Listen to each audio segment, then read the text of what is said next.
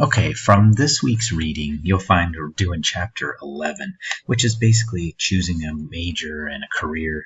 And while I think the book does a pretty good job of giving you an overview of topics such as choosing a major, choosing a career, understanding your strengths, finding out what you want to do with your life, those kinds of things, it is pretty basic. Okay, so and also you're going to find in the reading from the transition book, it's a little bit of a different approach. This week, instead of this section being more on like what you want to do, it's taking a look at your past experiences on what's impacted your work in the past, what's made the greatest impact of your success in the past, those kinds of things. What kinds of tasks on the job you found the most exciting or the most enjoyable, those kinds of things. But nothing really in depth. I'm going to leave a link this week to our career center at Antelope Valley College, and Erin Trainer, she's the coordinator of that area, has an in-depth assessment for those of you who really need to figure out what it is that you want to do. If you don't know at this point, that's totally fine, but we have resources on campus in order to assist you in doing that. I'm also going to leave a couple links to a couple websites that you'll need to this week in order to complete the discussion. Oftentimes when I meet with students in regards to career, they may know what they're interested in or what their heart really desires as far as a career, but most students have not really investigated what kind of income that they need in order to live the type of lifestyle that they're expecting to live when they think about their future. And also, a lot of times there's information that has been left out in their career research that's vitally important, including how much money the occupation is going to pay. There's other aspects as well, but those are a couple things that I'm going to leave links to this week that we will need to do. And the first one is at this website that my screen is showing now. Again, I have the link up, so you'll be able to just click on it. But the way that this works is this is made by the Federal Bureau of Labor Statistics. So it's a federal government agency that kind of investigates all the careers out there and try to give information for those seeking careers. So what you're going to do is you're going to be going to this website in a little bit. And then basically you come up here where it says search handbook, and you just put in the career that you're wanting to investigate, and it'll do an internal search for you to narrow it down. So for instance, I could put in counselor here, right? Hit search, and it does this internal search from within it. So am I talking about looking for school career counselors, genetics counselors, psychologists, which kind? So if I click on the school and career, for instance, it's going to bring me to this, which as you'll see across the top, you'll find several tabs in regards to that career. So this first page just gives you a quick summary of some of the important information about it. What they do gives you a more detailed look at what a counselor does on a daily basis. And so it gives you a list of the duties, a list of the different kinds of counselors there are, and you can look at the difference there. So it's pretty informative.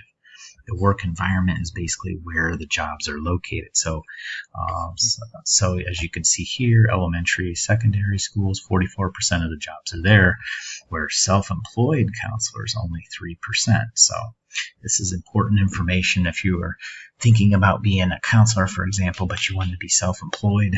This kind of information would show you, well, there's not too many jobs in that area later on down the road. How to become one. This tells you the educational requirements that are required, what kind of licensure may be needed, for example.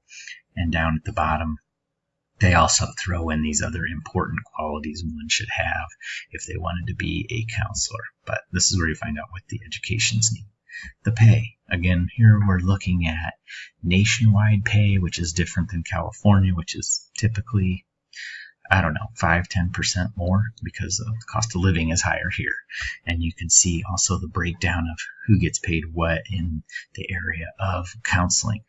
Secondary and elementary counselors get paid an average nationwide of $62,000, while healthcare and social assistance is $37,000. Big difference, important information for you to know. The job outlook, highly important. You got to know when you get done, if you find what you want to do, what you're passionate about, but there's no jobs at the end of the road when you're done with your education, that's not going to do you a lot of good. So you got to come in here, and we're going to look at, this will tell you the outlook, what's going on inside the career field. Are there going to be jobs down the road? Here, the job prospects are expected to be good for those with counseling degrees, especially high school and colleges, because of the need to replace workers who leave the occupation each year. True. And then here are the hard, cold numbers. So in 2016, there were 291,000 counselors. Projected by 2026, 328,000. So get you a good idea what's going on. Came back up to our tabs here. You can look at state and area information, similar occupations. Again, if you're exploring a career and you think, yeah, that sounds pretty good, but I'm not 100% sold, you could come in here and it will give you jobs that are very similar and a quick snapshot of what they look like. So middle school teachers, bachelor's degree, they pay $57,000. Oh, that sounds more like what I want to do when I read these job duties. Well, now you can click on it. It brings you back to this same page with all the information about that career. So it's a very helpful tool in looking at the key components taken into consideration when looking at a career. One thing I want to say, when we go back to the pay, okay, so it gives us these numbers of pay, but almost all students that I've spoken to, they have some kind of idea about, oh, I want to make this amount of money, but they really don't know why or if that's how much they are really going to need, which leads me to my second link that I'm going to provide for this week's module. And when you click on that link, it says Career Zone. It's going to bring you to this page. And from here, you're going to go through and you're going to answer a series of questions. And at the end, it's going to provide you with a dollar amount of what it is that you would need to live this type of lifestyle. Make sure that you keep that dollar amount written down or something, because you're going to need it when you complete this week's discussion. So for instance, in the first question, it says there's many options when it comes to a place to live.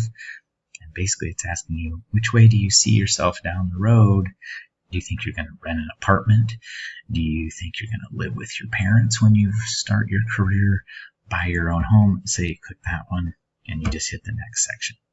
Then you come down here. It's going to say money choices of utilities. You click each of these that you think that you will need and hit next section. And at the end of it, it's going to give you an annual amount that you will need, or if it gives you a monthly amount, make sure you times that by 12. I can't remember which it's doing now. They've changed it a couple times.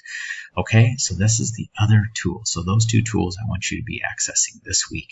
If you don't know what you want to do for a career just yet, then take one that you're considering, and let's just use that as the example for this week's discussion. Okay, thank you.